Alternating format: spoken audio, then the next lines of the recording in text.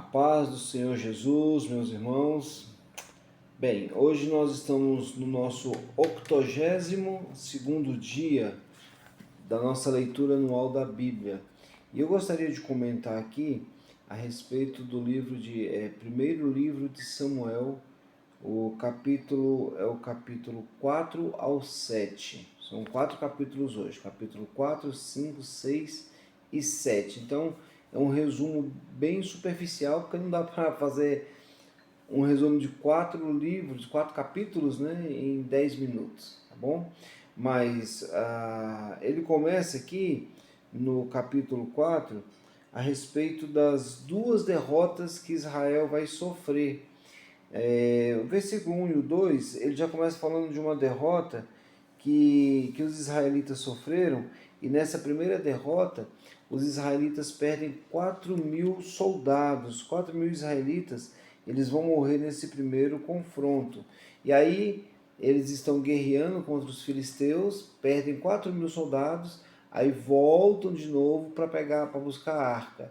A arca era como um amuleto de sorte. Lembra que eu perguntei se você acredita que um amuleto pode ajudar, pode facilitar? A resposta é lógico que não, né? A Bíblia fala assim que Jesus mudou a nossa sorte. Então esse amuleto, ele não serve para nada, então não adianta ter nada de amuleto. E aí ao chegar na guerra pela segunda vez, Ofni e Finéias morrem, e o que é mais trágico, 30.000 israelitas perdem a vida, e os filisteus roubam a Arca da Aliança. E aí Eli tinha 98 anos e ele ficou tão ansioso, e aí alguém já foi lá falar para ele, olha, os seus filhos morreram na guerra e foi roubada a arca. Quando ele escutou da arca, ele era muito gordo e já estava bem velho, né, com quase 100 anos, e 40 anos julgando as causas do povo de Israel. Então ele estava muito debilitado, e ele cai para trás e quebra o pescoço e morre, né? E aí a arca ela é levada para uma cidade chamada Asdod. Quando chega lá em Asdod, já é na terra dos filisteus. A arca, Deus ele lança uma praga sobre essa cidade. Aí começa a vir muitos tumores começam a atingir o pessoal de Asdod. E aí eles pegam essa arca e vai enviar, tiram de Asdod e enviam para Gate. Gate também uma outra cidade de lado dos filisteus. De Gate, os cidadãos de lá também sofrem uma eclosão assim de muitos tumores. Aí eles mandam para Ecrom. Quando o povo de Gate, eles tentam enviar a arca para Ecrom, tumores começam a aparecer em toda Ecrom também. É interessante que essa questão da maldição, né? O capítulo 6 e o capítulo 7, os filisteus eles querem devolver para Israel a arca. Então eles fazem um negócio, eles colocam a arca para ser puxado por dois bois, né? E aí eles falam o seguinte, olha, vamos colocar aqui na divisa. Se os bois forem para a cidade de Israel, significa que a maldição vem de Deus. Se for para alguma cidade filisteia, então foi só uma grande coincidência. Mas junto com a arca, a gente vai enviar 5 tumores de ouro, né, símbolos de ouro, e 5 ratos de ouro para representar uma oferta, um ritual, alguma coisa assim. E aí a gente vai ver o que acontece. E assim eles fazem. São 5 governantes, né? São 5 como se fosse 5 estados, e aí são 5 reis, cada estado é um rei. E aí eles enviam lá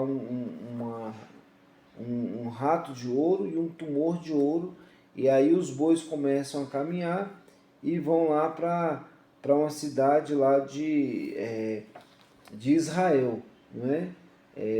Uma cidade chamada Bet-Semes. E Bet-Semes já é do povo de Israel, e aí esse Bet-Semes vai se regozijar com o retorno da arca, vai ficar muito feliz. Só que eles cometem um grande erro. Eles sabiam que não podia fazer isso. Eles abrem a arca para curiar o que tem dentro. E aí o Senhor, por causa disso, mata 70 homens. 70 homens morrem só pelo fato de estar curiando a arca. Né? Então é chocante isso. E aí o povo de Bet-Semes pede para o povo de Kiriat Jearim para retirar essa arca lá do meio deles. E eu acho assim, muito chocante a questão da idolatria que existe no povo de Israel. Né?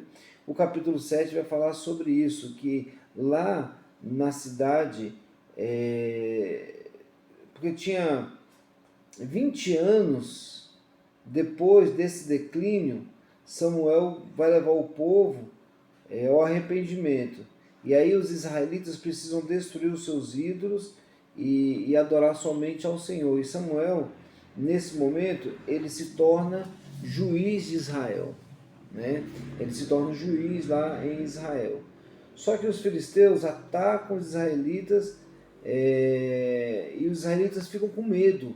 E acontece uma voz como voz de trovão, e essa voz ele cai como um trovão do céu e confunde todos os filisteus e permite que os israelitas derrotem o povo de Filisteu, né, os filisteus.